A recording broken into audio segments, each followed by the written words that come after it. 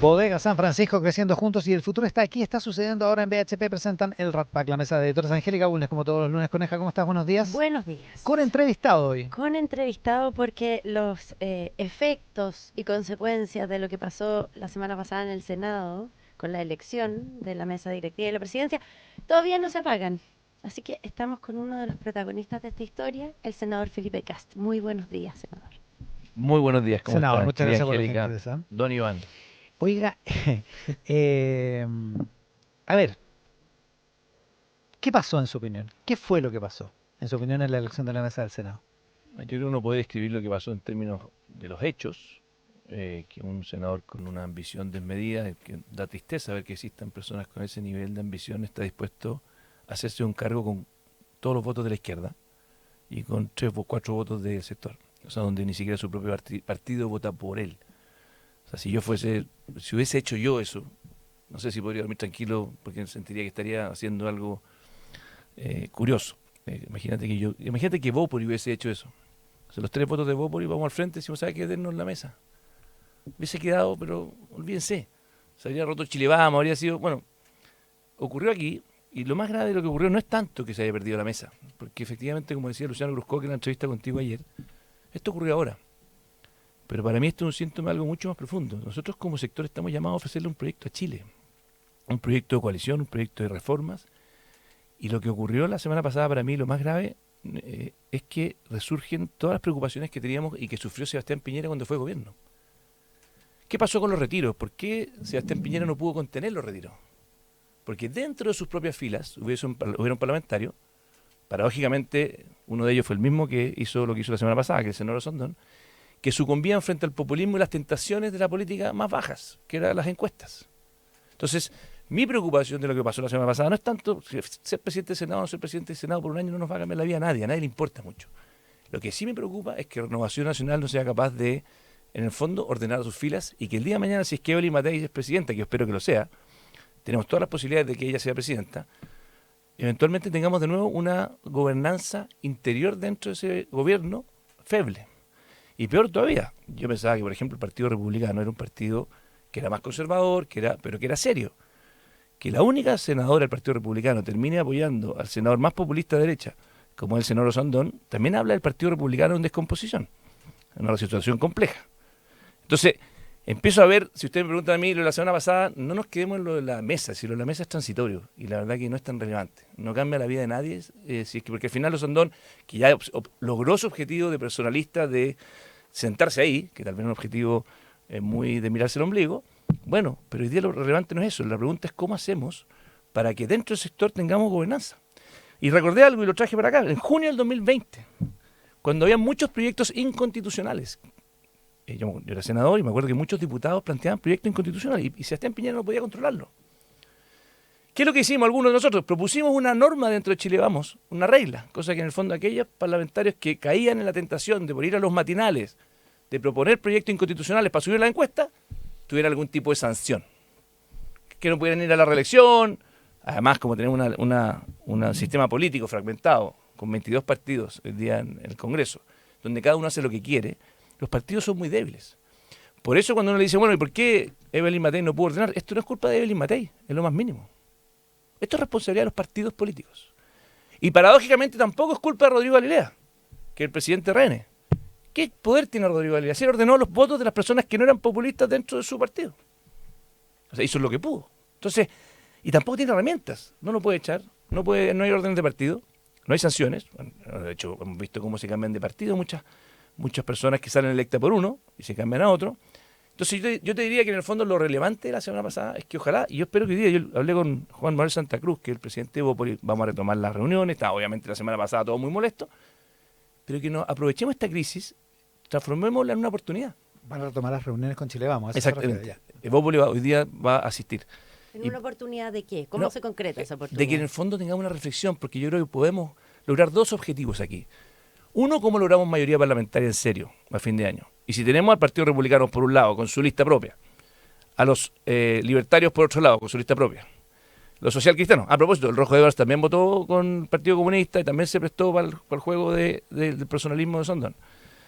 Si tenemos en el fondo, sabiendo que podemos tener por primera vez en décadas la centro derecha, una mayoría en el Senado y en la Cámara, y la desaprovechamos por ir en listas separadas, en Arica, donde hay binominal, en Tarapacá, donde hay también parecido al binominal, en Aysén, en Magallanes, finalmente le vamos a regalar a la izquierda un gran triunfo de nuevo, pero una cosa mucho más relevante que la mesa del Senado. Po. ¿Sí? ¿Qué es lo que dice Lagos Weber, que es el vicepresidente actual? Dice, el gran objetivo de nosotros con esto, porque para nosotros no teníamos ninguna sintonía con los Andón, era infligirle una derrota a la derecha. Entonces, insisto, transformemos esto en una oportunidad, tratemos de buscar una gobernanza dentro de Chile Vamos. Eso significa que los que vayan a la elección, y ojalá con republicanos y también con Johannes Kaiser de los libertarios, construyamos un bloque que no tenemos por qué todos pensar igual, pero entender que el verdadero adversario está al frente. Y no esta cosa en la derecha, que se dividen, que se miren el ombligo, que se pelean, donde no hay ninguna lealtad de nada, pregunta, senador, y nos terminamos autodestruyendo. ¿Qué pasa en la derecha que no es capaz de contener su personalismo? Ni en este episodio, ni de cara a las elecciones presidenciales. ¿Por qué no logra...? Bueno, pasan dos cosas. Yo creo primero que muchas personas apoyan a estos personalismos. Hay un problema de demanda. En el fondo, nacen estos populismos y tienen rating. Porque tienen votos. Exactamente. O sea, en el fondo, hay un tema desde el electorado que, a pesar de que ve que esto va dividiendo a la derecha, se van generando estos grupúsculos. Primero era José Antonio Kast. Yo nunca entendí por qué José Antonio Kast, que militó mucho tiempo. Le tengo mucho respeto y cariño por razones obvias. Es parte de mi familia, pero no entendí nunca por qué no fue una primaria. ¿Por qué esta obsesión de no ir a primaria? ¿Por qué no ganar con voto en una primaria? Que además es una primaria legal, no es una primaria trucha. No es que el CERVEL no funcione bien en las primarias. Y ahora lo mismo, de nuevo no quieren ir a primaria. Lo mismo con Johannes Kaiser. ¿Por qué no competir? Entonces, ¿qué es lo que uno ve? Que al final no hay una intención de sumar. Evópoli, cuando partimos, no nos quisieron dar primero primaria en la UDI y nos dijeron que no. RN fue el único que en su minuto nos dejó competir en algunos lugares. Nosotros podríamos haber ido por fuera como Evópoli. Decidimos que no, que queríamos competir dentro. Y fuimos a primaria. Su primaria en el 2017 con Piñera. Perdimos con Piñera, salió elegido. Después primarias con Ignacio Briones. De nuevo perdimos, pero salimos elegidos. Fuimos a competir. Entonces yo la invitación que hago a muchos es cuidemos la gobernabilidad y tengamos sanciones también. Y aquí yo esperaría que RN, aquellos que votaron distinto de su partido, puedan tomar alguna medida. Pero no hacen nada, ese es el problema que tenemos. Si hay sanciones, se incendia más la pradera. Y ustedes están precisamente, incluso Sandón también en una entrevista ayer en La Tercera, está más tratando de bajar el tono. Es que lo que pasa es que esto es un juego dinámico, Iván, porque bajo esa lógica, ¿sabes que no hagamos nada? En teoría de juegos te enseñan lecciones muy básicas de economía, que si tú no haces nada, se vuelve a repetir. Porque el de al lado dice, mira, a mí no se me ocurrió antes haber robado 4 votos de derecha para haberme hecho el próximo año, hagámoslo de nuevo.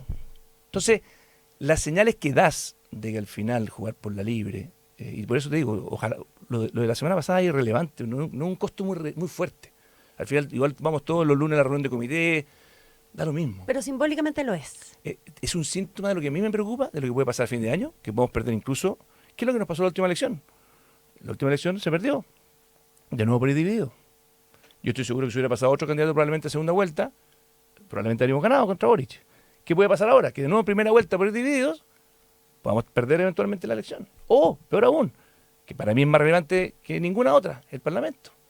Porque tener un Parlamento con mayoría, que es lo que estamos hoy día teniendo en el Senado, por primera vez en mucho tiempo, yo fui parlamentario diputado y teníamos minoría, cambia la cosa.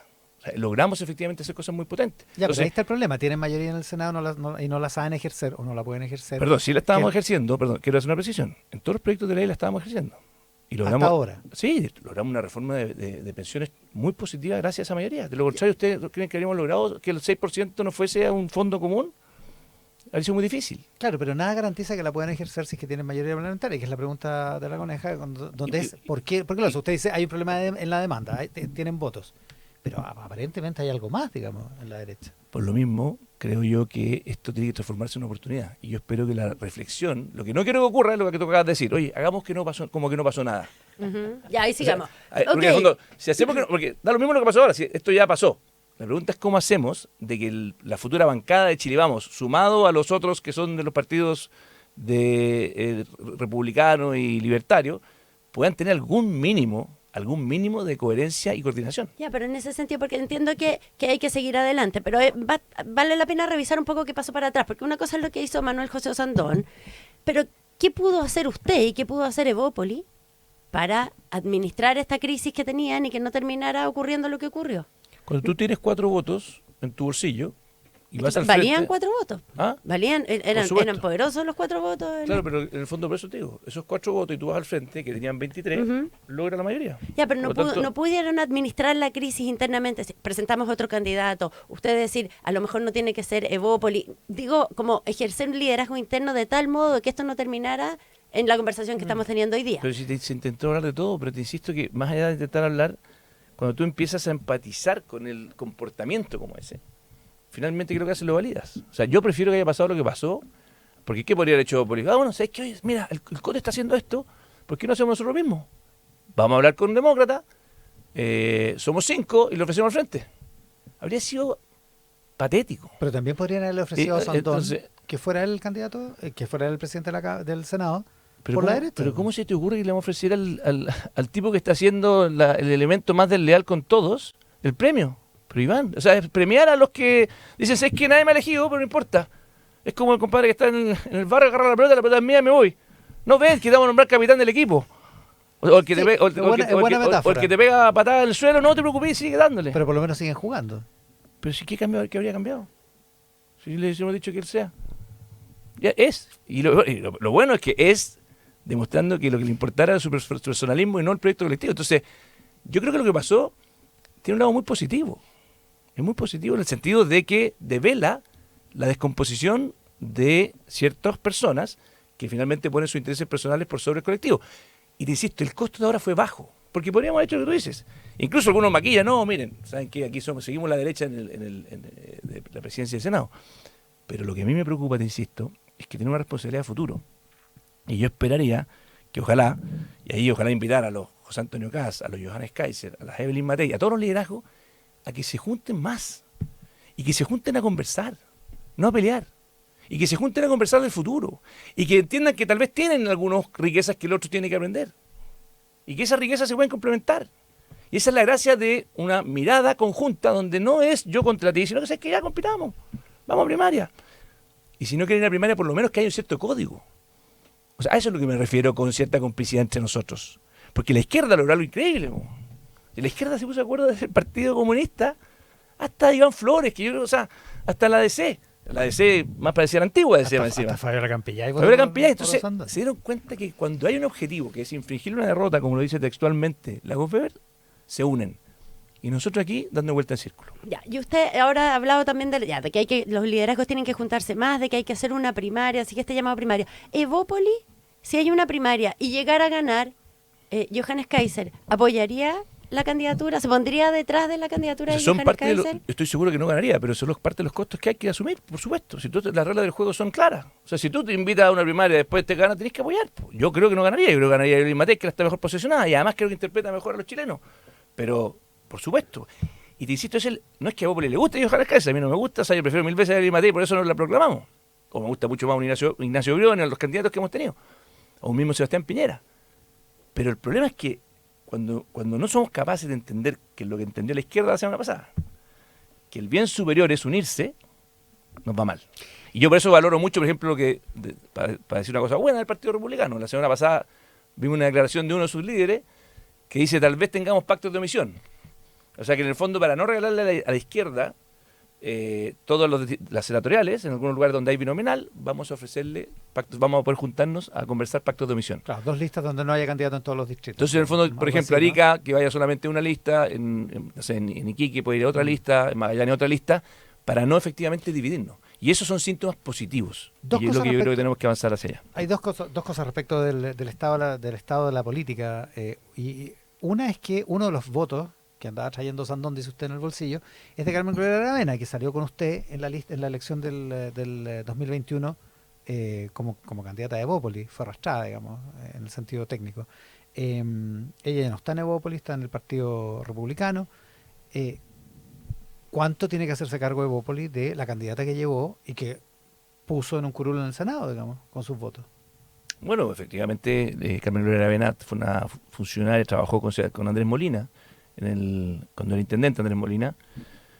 Siempre pensamos que compartía los valores de Evópoli, era parte, conoció Evópoli y todo, y salió elegida, y a los 6 meses se va a RN, después se va al Partido Republicano. Bueno, obviamente no nos gustó lo que hizo. No hay una sensación de que, más encima los votos con los cuales salió elegida son votos de Evópoli.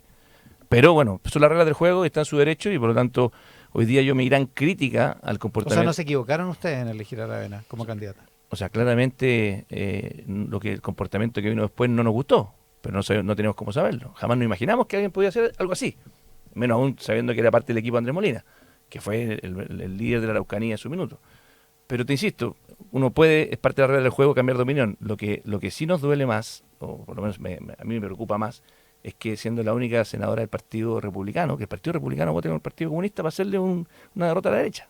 O sea, creo que el Partido Republicano tiene una tradición conservadora, pero ya de que se presten para votar por el senador más populista de la derecha, a mí por lo menos creo que habla mal del Partido Republicano. ¿Cómo va a seguir el trabajo directamente entre usted y el senador Osandón? Porque por lo menos por el lado de usted esto no está superado, sino que está bien vivo la molestia por lo que ocurrió con la elección, pero él ahora es presidente del Senado, usted es presidente de la Comisión de Hacienda. ¿Cómo va a ser ese trabajo? No, yo creo que, a ver, la opinión que tengo del senador Osandón es la misma de siempre, ¿no? El mismo senador Osandón que conocemos hace tiempo, yo creo que fue muy desleal con el presidente Piñera. Espero que no lo sea con Evelyn Matei o con quien sea que gobierne el día de mañana de nuestro sector, pero obviamente lo profesional. Hoy día él es el presidente del Senado, hay que respetar esa institución.